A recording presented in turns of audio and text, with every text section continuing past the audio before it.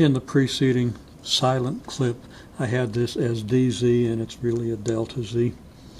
Now the delta z, the change in z, is going to be approximately equal to the x derivative times xu delta u plus xv delta v, etc., as we saw previously. If only u changes, then we don't have the delta v terms, and we see that delta z is approximately then equal to fx times simply xu delta u plus fy times yu delta u. Only the delta u terms will apply. Again, in the case that only u changes, if v remains constant.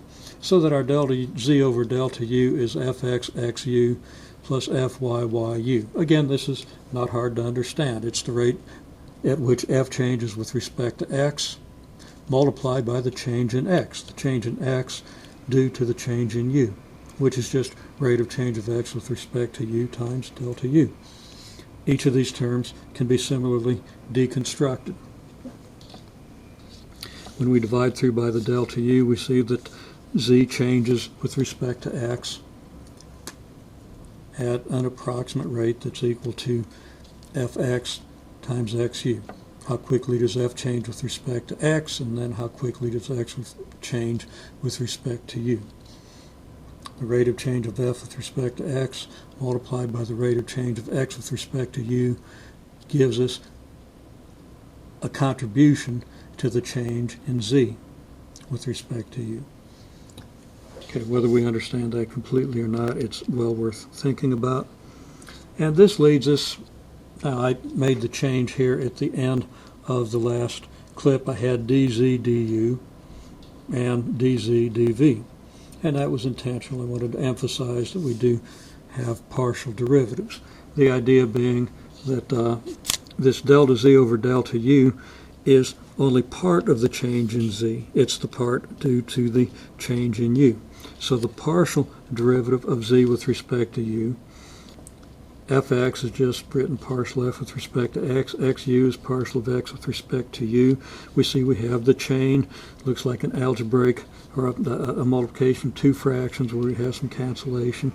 Very convenient form in which to remember this, but we want to think about the meaning, which is why I didn't show you the form at the beginning. Didn't want you to get hung up on the form and think that we were multiplying fractions. There's a reason for this, but the convenient notation, the easy notation to remember is this. And then our fy is partial f with respect to y, our yu is partial y with respect to u. Again, the notation gives us an easy way to remember this. We get similar expressions in v, which is completely analogous. And we go from the delta z over delta u to the dz du simply by letting delta u approach 0. This is again something that we'll do later with some rigor, using epsilons and deltas and so forth, and building up a good picture of what derivatives really mean, and also a way of understanding when they make sense and when they don't. Partial derivatives of z with respect to u and v. Again, partial of z with respect to u, partial of z with respect to v.